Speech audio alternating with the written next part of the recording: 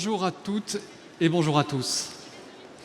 Nous sommes en juillet 1988. J'ai 22 ans, je suis en stage à la Banque d'Alexandrie au Caire et j'ai un rêve. J'ai un rêve qui est d'aller en haut du mont Sinaï pour voir le soleil se lever sur le désert. À l'époque, mes amis égyptiens me mettent en garde. On peut prendre que le bus, les routes sont difficiles, c'est long et le Sinaï n'est pas l'endroit le plus paisible. Mais c'est mon rêve et j'achète un sac à dos, une bouteille d'eau, des biscuits, une couverture et je trace ma route. Et effectivement, la route est longue et ça me prend 10 heures pour arriver au monastère Sainte-Catherine. C'est difficile pour un jeune Français à l'époque de comprendre et de se faire comprendre. Et là, je commence à monter vers le mont Sinaï et je me trompe de chemin. À l'époque, il n'y a pas Google Maps ou autre, il n'y a pas de téléphone. Je me trompe de chemin et je me retrouve au bord de la falaise qui surplombe le monastère. Et ça reste aujourd'hui la plus grande frayeur de ma vie. Je m'accroche, je retrouve le bon chemin, j'arrive à la tombée de la nuit en haut du mont Sinaï. Et là, un peu naïf, ou en tout cas mal renseigné, je passe une nuit horrible par 5 degrés par terre dans ma couverture. Et à 5 heures du matin, le soleil se lève et c'est le plus beau soleil de ma vie sur les roches rouges du désert du Sinaï. Aujourd'hui encore, ça reste un souvenir extraordinaire. 30 ans plus tard, on est en 2018, rue Réaumur à Paris.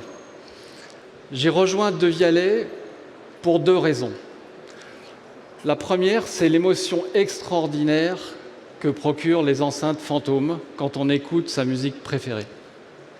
Et la deuxième, c'est qu'il y a un rêve partagé chez De Vialet qui est d'être une entreprise française qui produit dans des usines en France des produits high-tech et qui les vend en Asie et particulièrement en Chine.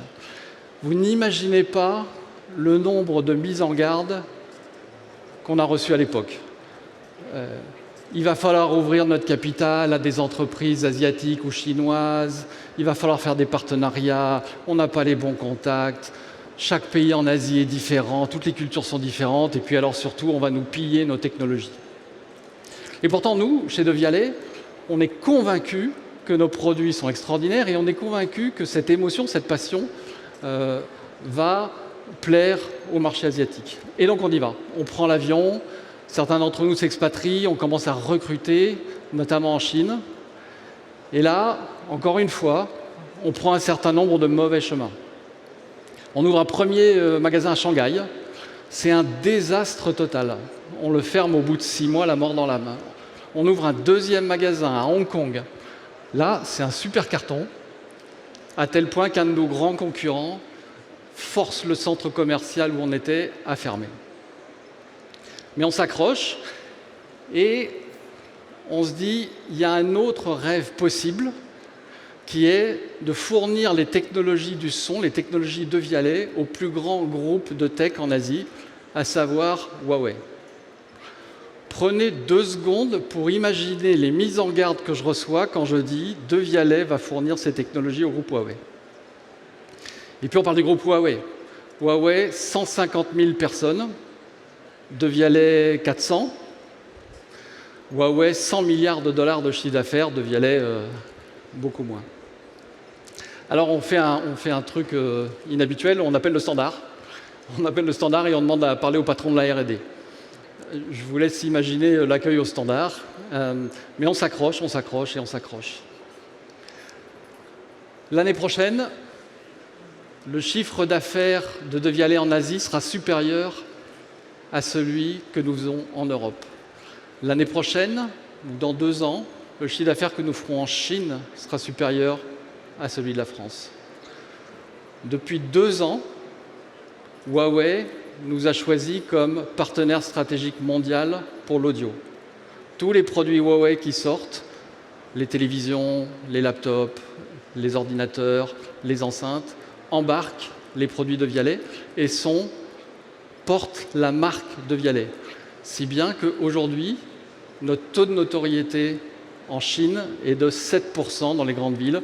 Ça ne vous parle probablement pas, mais 7%, c'est un chiffre que n'importe quelle entreprise qui se lance en Chine, et alors particulièrement une start-up, met des années à acquérir et des dizaines de millions d'investissements. Nous, rien, ça ne nous a rien coûté.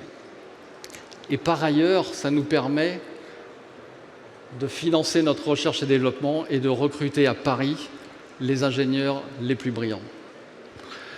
Alors pourquoi ces deux histoires? Pour moi, souvent, derrière conquérir, il y a une connotation belliqueuse qui ne correspond pas du tout à la manière dont je vois les choses. Souvent, conquérir, c'est associé à posséder, à dominer, c'est une victoire sur l'autre. Ça ne peut pas être ça, conquérir. Pour moi, conquérir, c'est d'abord avoir un rêve. C'est une envie quasi irrépressible de faire quelque chose. D'aller voir le soleil se lever en haut du mont Sinaï ou d'emmener De Vialet en Chine. Et puis pour moi, conquérir, c'est aussi parfois se sentir seul, c'est parfois se tromper de chemin, c'est parfois avoir peur face à la montagne, mais c'est ne jamais renoncer pour autant. Pour moi, conquérir, c'est un dépassement. Ça passe souvent par l'effort, ça passe par le travail. Mais ce qui est le plus difficile, c'est le premier pas, c'est prendre le bus pour le Sinaï ou l'avion pour Shenzhen.